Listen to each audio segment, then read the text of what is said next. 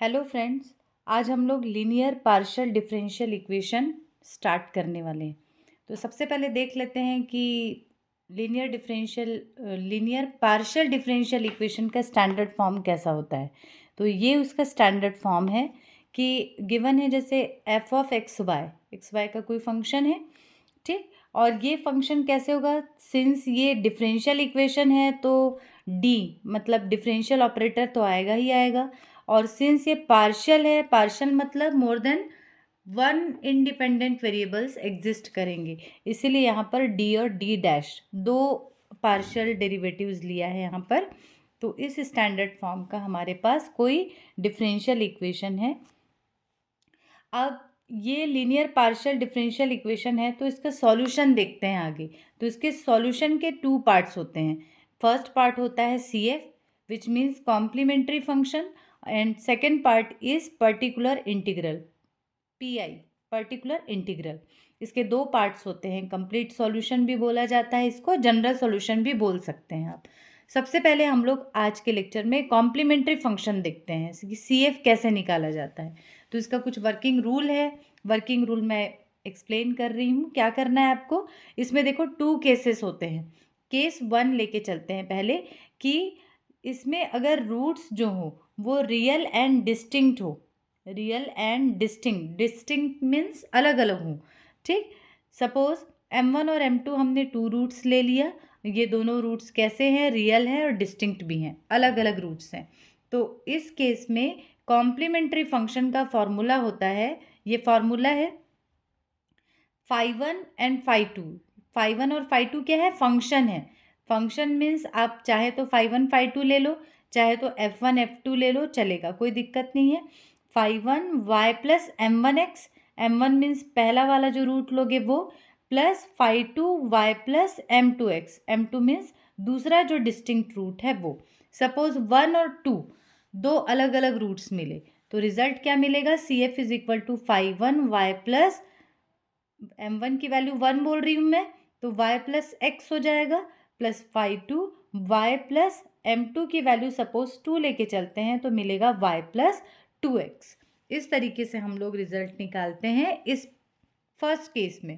Case two, if roots are real and same, अगर आपको same roots मिलते हैं लेकिन रियल रूट्स होते हैं तब क्या करना है ये देखते हैं। M one m two m three, suppose ये एम थ्री है और ये तीनों रूट सपोज सेम रूट्स हैं, तीन रूट मिल गया, तीनों सेम रूट्स हैं। इस केस में कॉम्प्लीमेंट्री फंक्शन का फॉर्मूला होता है phi one phi two phi three तो सेम रहेगा जैसे डिस्टिंक्ट रूट में था, तीन अलग अलग फंक्शन ले लिया मैंने। अब ये होता है phi one y plus m one x, plus यहाँ पर जैसे एक रूट सेम आया तो यहाँ पर एक x लगा देना है आपको, फॉर्मूला है ये, x लगा देना है। और phi two y plus m one x, यहाँ पर एम वन के जगह में, यहाँ पर इसमें एम टू था, यहाँ पे एम वन ही लिखा है क्योंकि m one m two m three तीनों इक्वल है। तो यहाँ पर आप एम टू लिखो चाहे एम थ्री लिखो चाहे एम वन लिखो, इससे कोई फ़र्क नहीं पड़ेगा।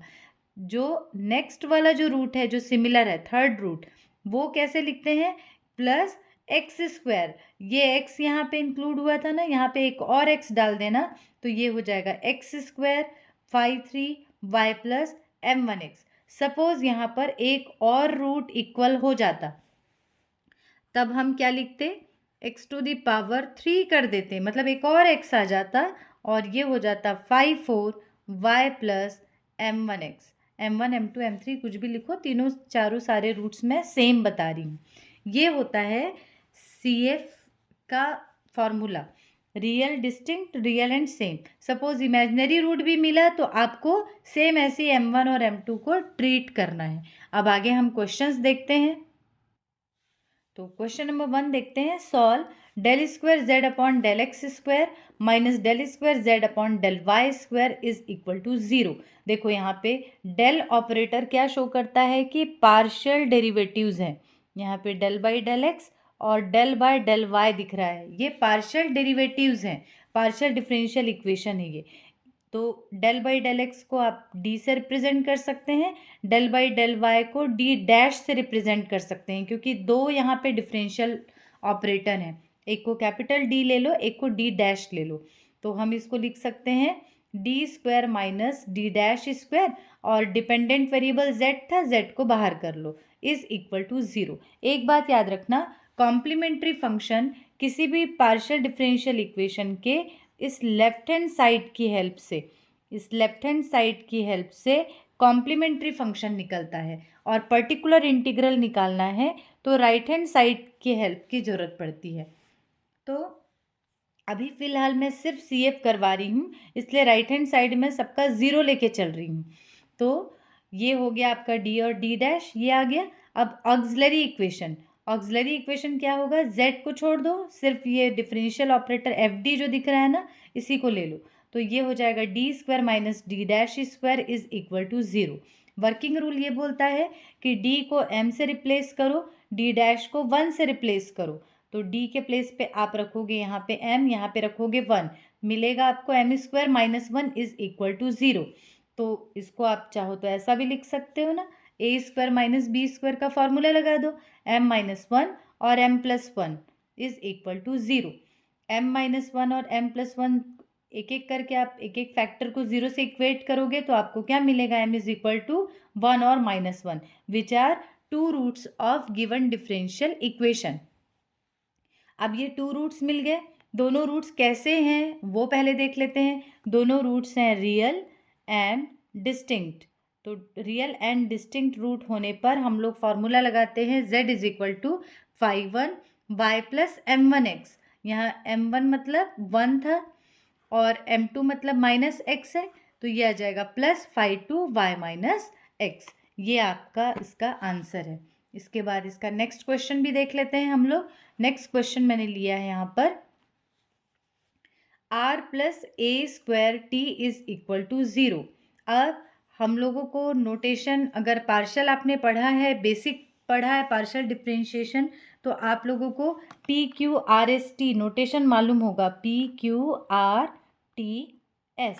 P मीन्स होता है del z by del x, Q means होता है del z by del y, R means होगा आपका del square z by del x square, T means होगा del square z by del y square, और ये last S मतलब होता है del square z by del x del y, और del square z by del y del x. अगर आपने notation पढ़ा है पार्शियल डिफरेंशियल इक्वेशन का, बेसिक पढ़ा है, तो आपको ये सारी चीज़ें पता होंगी अच्छे से। आगे देखते हैं, R के प्लेस पे रख दो del square z upon del x square plus a square वैसे ही रहने दो, T के प्लेस पे रख दो del square z upon del y square is equal to 0। अब ये एक सिंपल सा पार्शियल डिफरेंशियल इक्वेशन जैसे ऊपर वाले क्वेश्चन में था वैसे ही बन गया। इसके प्लेस पे डी स्क्वायर, इसके प्लेस पे डी डैश स्क्वायर रख दो, z जो है वो डिपेंडेंट वेरिएबल है, बाहर कर लो, is equal to 0। Auxiliary equation मिलेगा आपको, सिर्फ ये वाला लेना होता है, z को छोड़ देते हैं, d square plus a square into d dash square is equal to 0। Next step में आपको क्या करना है, d के प्लेस पे m पुट करना है, d डैश के प्लेस पे 1 पुट करना है, याद रखना है ये चीज़। तो यहाँ पर आप क्या मिलेगा आपको, m स्क्वायर, और d डैश के प्लेस पे 1 रखोगे तो m square plus a square is equal to 0। आगे देखते हैं, फिर ये हो जाएगा m square plus a square is equal to 0। m square is equal to, ये a उधर चला गया, माइनस ए स्क्वायर बन जाएगा, तो m is equal two plus minus ai। ये क्या मिला हमको, इमेजिनरी रूट मिला। इसमें हम लोगों को इमेजिनरी रूट हो चाहे रियल रूट हो, हमारा फॉर्मूला सेम वर्क करेगा। सिर्फ हमको 2 ही केस पढ़ना है, सेम रूट्स के लिए और डिस्टिंक्ट रूट के लिए। तो यहाँ पर प्लस ai एक रूट है और माइनस ai दूसरा रूट है, दोनों डिस्टिंक्ट रूट में आएगा। तो मिलेगा आपको result z is equal to 5 y plus यहाँ पर आपको मिलेगा aix, आयोटा लिखने में मिस हुआ है यहाँ पे, और यहाँ पर आएगा 5y माइनस aix, यहाँ पर भी ai और यहाँ माइनस ai, ये इसका CF हो गया। नेक्स्ट लास्ट क्वेश्चन देख लेते हैं, इसमें सारे केसेस कवर हो जाएंगे, मीन्स सारे रूट्स कवर हो जाएंगे। D square plus 2d dash plus d dash square into z is equal to 0। तो सीधे मैंने क्या किया, ऑक्सिलरी इक्वेशन ले लिया। ये ऑक्सिलरी इक्वेशन है, जेड को छोड़ के जो बचता है वो ऑक्सिलरी इक्वेशन है।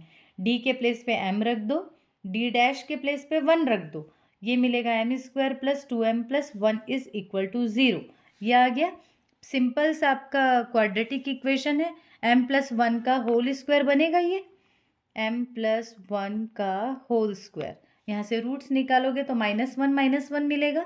-1 कैसे रूट्स हैं, रियल रूट है और सेम रूट है। अब रियल और सेम रूट में क्या होता है, z is equal to phi 1 और फाई 2 तो वैसे ही रखोगे, और यहाँ पर आता है y, और यहाँ पे ये m1 है और ये वाला m2 है। यहाँ पर आता है m1x, यहाँ आता है m2x। तो ये मिलेगा आपको y माइनस एक्स, इधर मिलेगा y माइनस एक्स, क्योंकि दोनों सेम थे। अब सेम है इसलिए यहाँ पर x को मल्टीप्लाई करना नहीं भूलना है। इस तरीके से ये रियल एंड सेम रूट का भी क्वेश्चन कंप्लीट हो गया। CF पार्ट कंप्लीट हो गया है। आप क्वेश्चंस की प्रैक्टिस कर लेना, इसके बाद हम लोग नेक्स्ट वीडियो में PI देखेंगे। Thank you.